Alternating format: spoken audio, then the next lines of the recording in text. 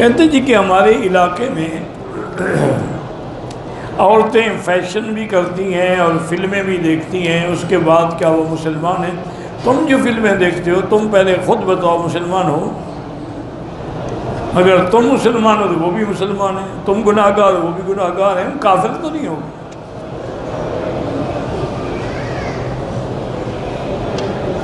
اگر مرد عورت حتیم میں اکٹھے ہوتے ہیں جب نفل پڑھ رہے کوئی وہ جائز، مانا ہے فرض نماز میں عورت آگے نہ ہو۔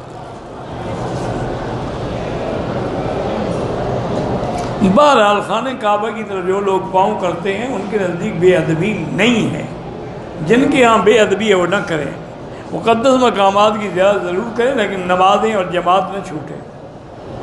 زندہ بچوں کی صحت سلامتی کے لیے طواف نہیں کہ آپ طواف کریں گے، ان کے لیے دعا کریں۔ جنازے میں ایک سلام بھی جائز ہے اور دونوں بھی جائز ہے۔ باپ کا اپنی بیٹی کی ساس سے پردہ ہے یا نہیں ہے؟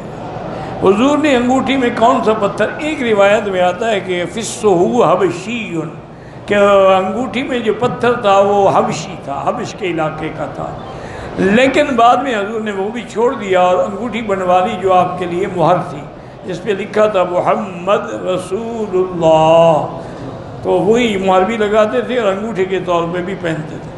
اور وہ انگوٹھی میں بھی ایک راز تھا، اللہ کے نبی کی وفات کے بعد وہ انگوٹھی ملی حضرت ابو بکر رضی اللہ عنہ، انہوں نے محفوظ رکھی، پھر ملی حضرت عمر کو، انہوں نے محفوظ رکھی، پھر ملی حضرت عثمان کو، انہوں نے بھی محفوظ رکھی، لیکن ایک دن اتفاق سے بیر عریس قباء کے قریب ہے، وہاں بیٹھے ہوئے تھے تو آپ انگوٹھی سے جیسے ہوتا ہے نا کھیلتے ہیں آدمی، دیکھتا ہے چیک کرتا ہے، انگوٹھی گر گئی کنویں میں۔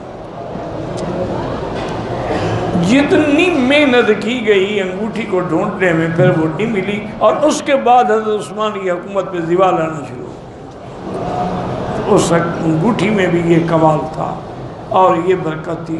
ویسے بہرحال سونا نہ ہو، چاندی ہو اور آدمی اس کی انگوٹھی پہنے، اور اس میں پتھر کی کوئی پابندی نہیں ہے، یاقوت پہنے، مرجان پہنے، نیلم پہنے، ڈائمنڈ پہنے، کوئی بھی پہنے، اس کی کوئی پابندی نہیں، لیکن ان کو نفع نقصان کا مالک نہ سمجھے۔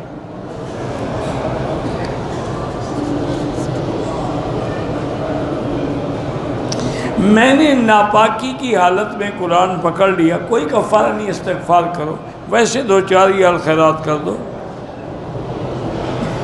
کہتے ہیں جی پاکستان میں مکڑی کے جالے کو منحوس سمجھا جاتا ہے دکانوں اور گھروں میں، اگر دکانوں اور گھروں میں ہو تو وہ جو ہے وہ منحوس ہے نا، لیکن غار پہ ہو حفاظت کے لیے وہ تو منحوس نہیں ہے۔ ان اوہن البیت لبیت العنکبوت۔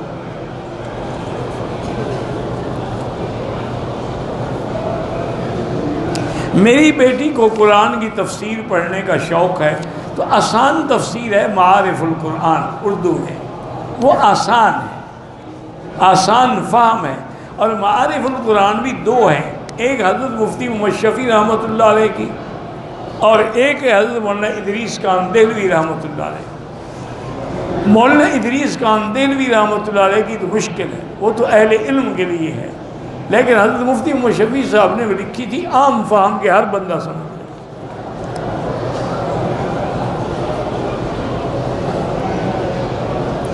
اگر کسی نے اپنی سالی کے ساتھ زنا کیا ہے، نکاح ٹوٹ جائے گا، نکاح تو نہیں ٹوٹے گا لیکن یہ بہت بڑا گناہ ہے، استغفار کرو، توبہ کرو اور ہمیشہ کے لیے بچ جاؤ۔